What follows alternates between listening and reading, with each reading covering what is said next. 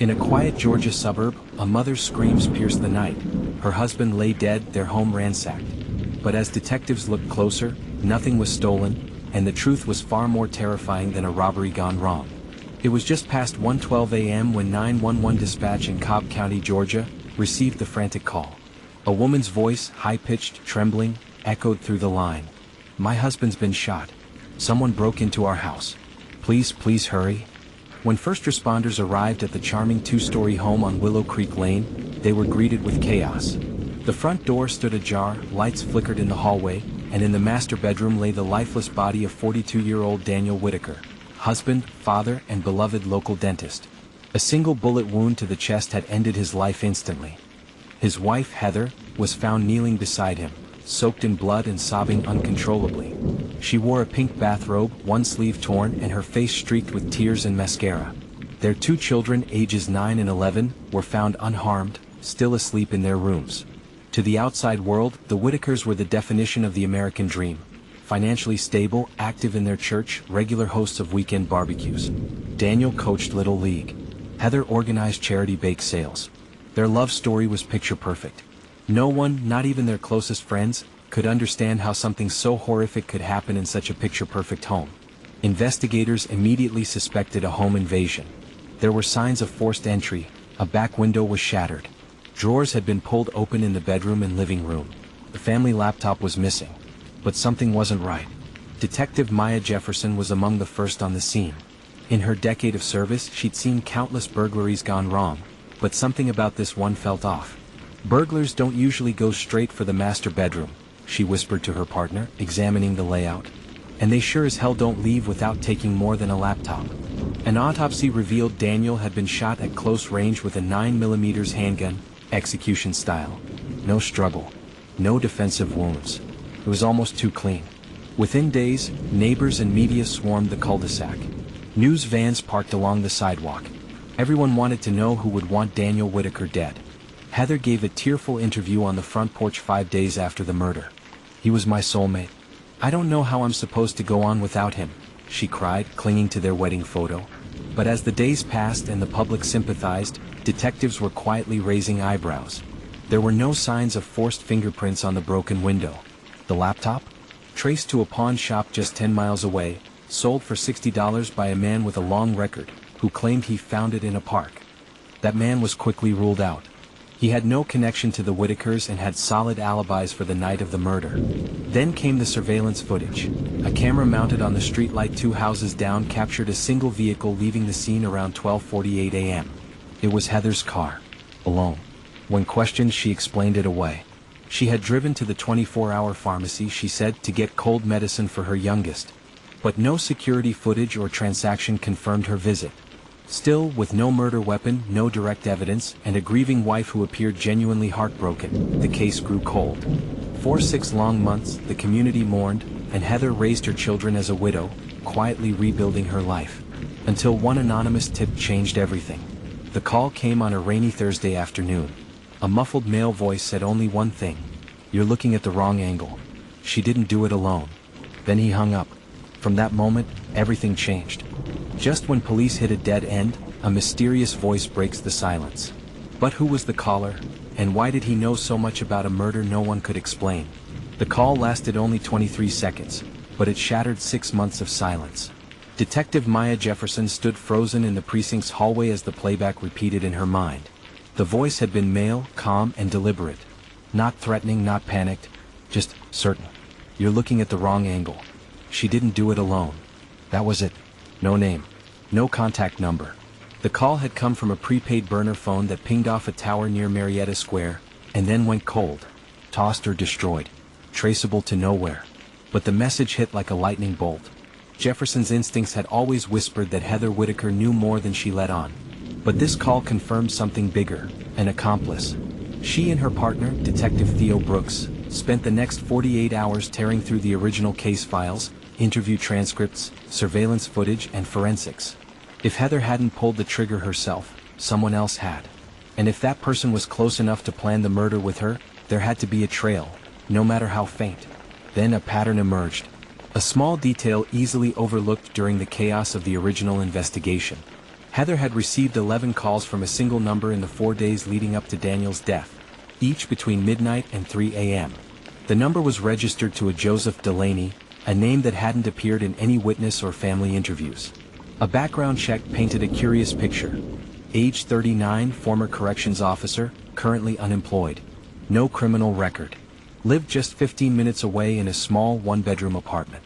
No listed connection to the Whitakers. At first glance, Joseph seemed like a ghost. But deeper digging into social media revealed something chilling. 2 years earlier, Heather and Joseph had been tagged in a group photo from a church fundraiser. They were standing next to each other, smiling. The caption read, "Team Leaders, Kitchen Crew." No one had mentioned Joseph Delaney in the original interviews. Not Heather. Not the pastor. Not even the neighbors. So why had Heather been speaking to him in secret in the week before her husband's murder? Jefferson and Brooks paid Delaney a visit that same night. He opened the door slowly, cautious but polite, wearing a wrinkled t-shirt and sweatpants. His apartment smelled faintly of cheap incense and instant ramen. On the table sat a Bible, 2 packs of cigarettes and a cracked iPhone. He denied everything. Said he hadn't seen Heather Whitaker in over a year. Claimed he'd lost his phone months ago. When asked if he ever worked security or corrections, he confirmed he had, but that part of his life was over. When pressed about his whereabouts on the night Daniel Whitaker was killed, he froze. Then said flatly, "Home. Watching TV. Alone. No alibi. No receipts. No digital footprint." But Jefferson wasn't satisfied. A search warrant was issued. What they found next cracked the case wide open. In a locked drawer inside Delaney's bedroom, officers discovered a black duffel bag. Inside were 2 prepaid phones, a 9mm Glock handgun, partially disassembled, and a memory card tucked inside a coin purse. Ballistics later confirmed it. The Glock was the murder weapon. And the memory card? It contained dozens of audio recordings, voicemails, personal memos, and 3 call recordings between Delaney and Heather Whitaker. In one of them, recorded just 3 nights before the murder, Heather's voice was unmistakable. "Once it's done, I want no loose ends. You understand?" "None." Delaney's voice responded coldly. "I said I'll handle it. Just keep your story straight." It was enough. Heather Whitaker was arrested at 2:11 a.m. the next morning, almost 7 months to the day after her husband's murder. She was still wearing her wedding ring. As news broke, the community reeled. The grieving widow turned suspect. The beloved wife now accused of orchestrating her husband's execution. It was unthinkable. But as prosecutors began assembling their case, more chilling details emerged. Details that suggested the real motive was far more disturbing than money or jealousy. Because Daniel Whitaker had secrets of his own. And Heather wasn't the only one who wanted him gone. As investigators dig deeper into the couple's past, a darker truth surfaces. Was Daniel Whitaker truly the victim? Or had his perfect life been a carefully constructed lie? The shock of Heather Whitaker's arrest spread like wildfire. The public turned on a dime, from sympathy to suspicion. News anchors who once wept over the grieving widow, now dissected her motives, her timeline, her tone in interviews. But while prosecutors prepared their case, detectives Jefferson and Brooks weren't satisfied. Something still didn't sit right. Why Joseph Delaney? What was the connection strong enough to lead to murder? Why was Daniel targeted with such precision? And what exactly did Heather mean by no loose ends? The prosecution painted the obvious motive: insurance money. A $750,000 life insurance policy that Heather stood to collect in full. It made sense. She was the beneficiary, she had motive, and now, with Delaney's recordings, she had means and opportunity. But Jefferson wasn't convinced. Not completely. So she dug deeper, into Daniel Whitaker. What she found would flip the narrative again. 6 months before Daniel's murder, he had quietly hired a private investigator. The invoice was buried in his personal email under a pseudonym folder titled Consults. The reason? Suspected infidelity. But not from Heather. From himself. Daniel believed he was being followed. According to his email correspondence with the PI, he claimed someone was watching the office and asking questions about his side business. He never named what the business was, only that it was sensitive. That detail led detectives to dig into Daniel's financial records, and that's when the cracks split wide open. Daniel wasn't just a beloved dentist with a clean reputation. He was also quietly running a painkiller distribution ring, using his license to overprescribe opioids to ghost patients, then selling them for profit. The financial trail led to shell companies, fake invoices, and $180,000 in unexplained deposits over 2 years. The deeper they looked, the more it became clear. Daniel had enemies. Real ones. People who might have wanted him dead. And then came the twist no one expected. In Delaney's duffel bag, buried at the bottom beneath the gun case, was a burned photo, half-charred but still legible. It was Daniel and Joseph, together. Taken in 2015. According to employment records, both men had worked in the same correctional facility for a brief overlap. Daniel as a contract medical examiner and Joseph as a guard. No one had made the connection before. But that photo made it undeniable. Their paths had crossed long before Heather's alleged plot. What if this wasn't about love or betrayal? What if Delaney had a motive of his own? Jefferson and Brooks revisited the recordings. Something in Heather's voice felt coached. She wasn't the one making demands. She was nervous, scared, repeating instructions like a script. In one call, Delaney says, "If you don't follow through, you know what happens." Heather's response, "I did what you asked. I kept quiet. I didn't say anything about the clinic." The clinic? There was no record of Daniel running a second clinic. But digging through state business registries revealed a location registered under an LLC with Daniel's name buried in the paperwork. A free dental care nonprofit set up outside city limits. On paper, it looked like a humanitarian project. But in reality, it was a front, used to distribute illegal narcotics under the radar. And Joseph Delaney had been listed as a security consultant. Suddenly, the entire story changed. Daniel's murder might not have been a jealous wife scenario. It could have been a silencing. And Heather? Possibly a manipulated accomplice, or worse, a pawn caught between a crumbling marriage and a deadly secret. Delaney wasn't just the hitman. He might have been the mastermind. And if that were true, Heather Whitaker might not be the killer everyone thought she was. But with the trial looming, the DA needed a conviction. And in this game of lies, manipulation, and hidden pasts, justice was about to take a twisted turn. In court, the truth is supposed to set you free. But when Heather Whitaker took the stand, the line between victim and villain blurred, and someone in the courtroom was lying through their teeth. The trial of Heather Whitaker versus the state of Georgia began on a crisp Monday morning in early October. Outside the courthouse, media vans swarmed like hornets, their satellite dishes aimed at the heavens, capturing every blink of the courthouse doors. Inside, the air was thick with anticipation, judgment, and barely concealed rage. The courtroom was filled to capacity. Every seat taken. Front row, Daniel's parents, stoic, shattered, and tight-lipped. To the left, reporters, bloggers, court sketch artists. Centered near the aisle, a pair of jurors clutching their notebooks tightly, eyes wide with tension. Heather Whitaker entered in a gray pantsuit, no makeup, her hair tied tightly back. She looked more like a corporate defendant than a suburban mother accused of murder. The charges were severe. First-degree murder. Conspiracy to commit murder. Tampering with evidence. Obstruction of justice. Joseph Delaney had already flipped. In a surprise move just 2 weeks before the trial, he accepted a plea deal in exchange for full testimony against Heather. He would serve 22 years, eligible for parole in 12. The media declared it a slam dunk for the prosecution. But then Heather's attorney dropped a bombshell. She would testify in her own defense. Day 4 of the trial, Heather Whitaker takes the stand. The courtroom was hushed as she approached the witness box. Her voice cracked as she was sworn in. But the moment she began to speak, the tone changed. Her fear gave way to something deeper, controlled pain. She claimed that Daniel had become increasingly secretive in the 2 years before his death. That she had found coded spreadsheets, strange cash withdrawals, and even a burner phone hidden in his tool drawer. When she confronted him, he brushed it off, told her to mind her lane. But then came the night she received a text from a blocked number. "You think he's faithful? You should ask him about Delaney." That's how she reconnected with Joseph Delaney. She hadn't seen him in years, not since the church kitchen fundraiser. Or so she thought. But Joseph claimed he had proof Daniel was running something illegal, something that put their children in danger. At first she didn't believe him. Then Joseph showed her a folder. Bank statements, appointment logs, and most chilling of all, a recorded voicemail of Daniel speaking about moving inventory out the back. Heather said she panicked. "I begged Joseph to go to the police," she told the jury. "He said he couldn't, said he was involved, but he wanted out. That if I helped him, it would stop."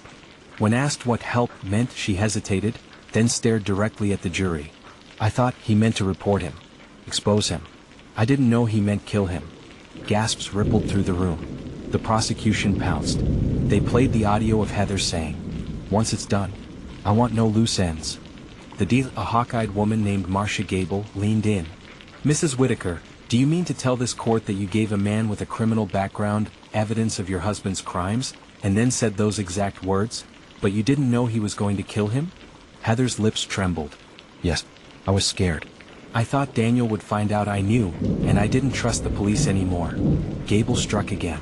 "So instead, you trusted a disgraced former prison guard with a gun and a criminal record?" Silence. Heather lowered her head. "Yes." The courtroom was divided. To some, she was clearly guilty, a woman scorned, possibly complicit.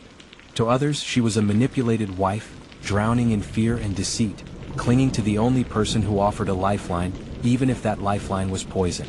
Then came Delaney's testimony. He entered in shackles, smirking. He said Heather begged him to take care of it. Said she cried on the phone, told him she wanted out of her marriage, and that if he helped her, she'd give him $25,000 from Daniel's life insurance. Under cross-examination, Delaney slipped.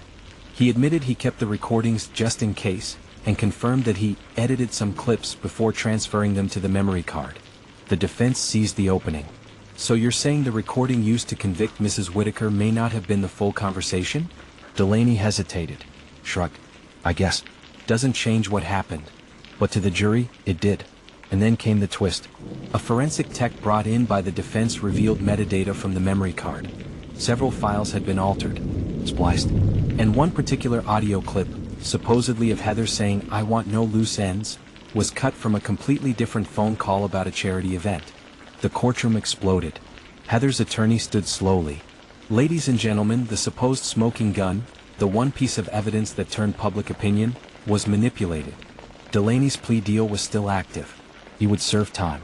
But now, with reasonable doubt cast over Heather's intent, the jury was shaken. On the 8th day they deliberated for 13 hours. The verdict: guilty of conspiracy to obstruct justice. Not guilty of first-degree murder. Not guilty of conspiracy to commit murder. She was sentenced to 4 years in prison with credit for time served. Heather collapsed into her lawyer's arms. Justice, it seemed, had been partially served, but the truth was still murky. One man was dead. Another imprisoned. A woman shattered. And a family destroyed. But as reporters began packing up, Detective Jefferson stared at one final report, a missing audio file. One that was deleted from the memory card, just hours before Delaney's arrest. A file labeled only August 17_Daniel confession.mp3. It was never recovered. And with it, the final truth might have been lost forever. One deleted file. One last secret. As the dust settles, a buried audio file resurfaces, revealing that the man everyone mourned may have been the darkest figure of all.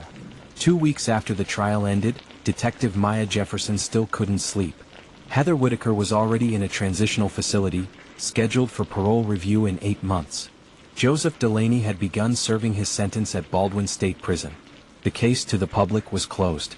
But Jefferson couldn't let go of that file. August 17_Daniel confession.mp3, a ghost in the system, deleted just before Delaney's arrest. Its name lingered in the memory card's metadata like a whisper from the dead. What had Daniel Whitaker confessed to? And why did Delaney want it gone? She brought the memory card to the digital forensics lab, hoping against hope that something remained in its shadow. File deletion doesn't always mean destruction. Sometimes the skeleton stays buried, waiting for resurrection. 3 days later, the analyst called. "We've got fragments. Corrupted but recoverable. I might be able to reconstruct it."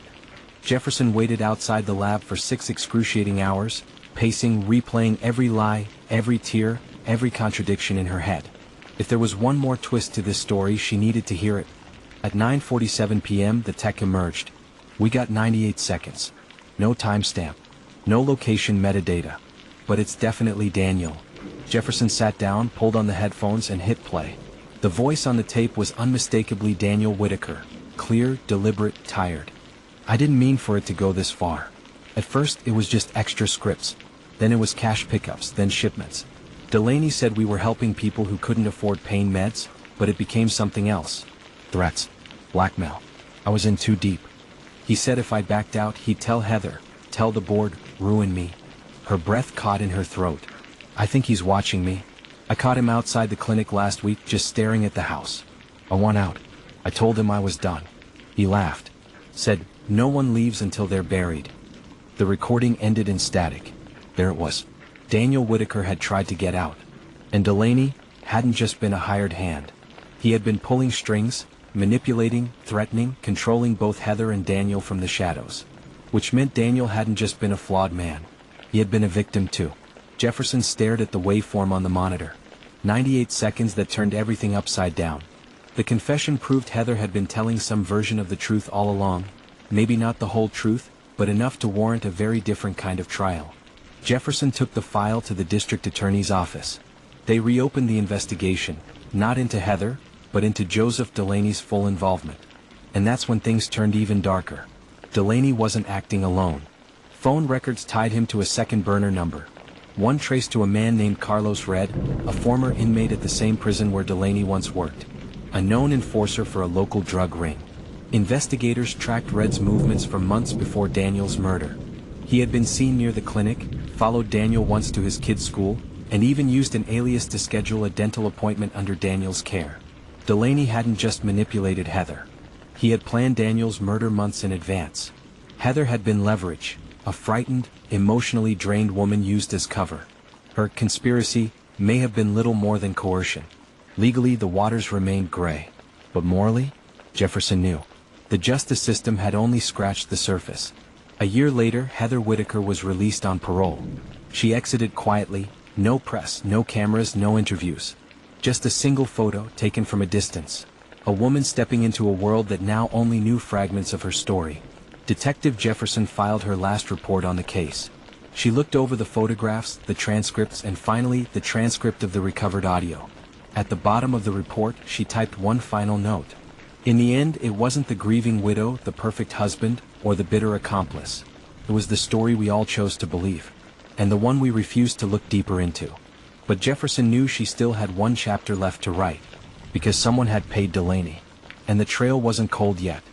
The truth was never in plain sight. It was hidden behind bank accounts, burner phones, and one final betrayal. In the end, justice found its target, but not before another shocking twist came to light. The confession was damning. The burner phones, the phone calls, the shell companies, it all pointed to something bigger than Heather or even Joseph Delaney. Detective Maya Jefferson couldn't stop thinking about it. Who was really orchestrating everything behind the curtain? She pulled Daniel Whitaker's financials one last time.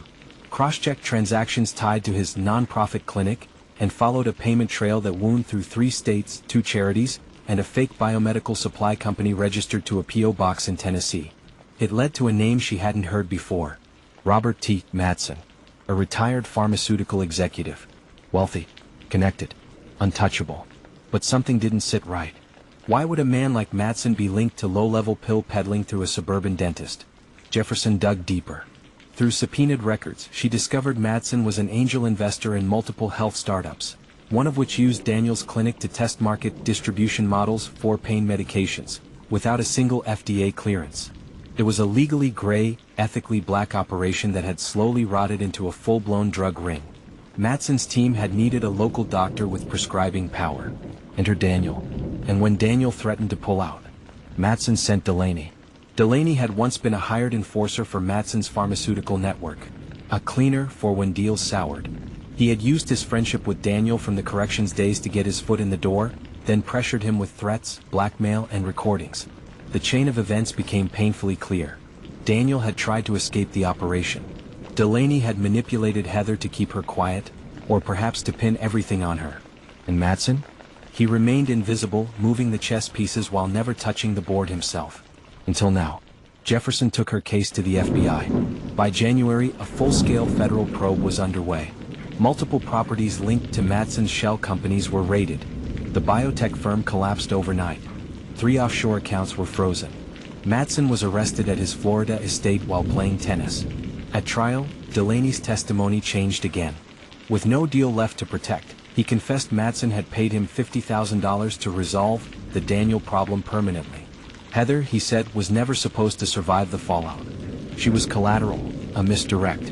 He had even planned to plant drugs in her car during the investigation, but her early arrest disrupted the timeline. Heather was re-evaluated under this new light.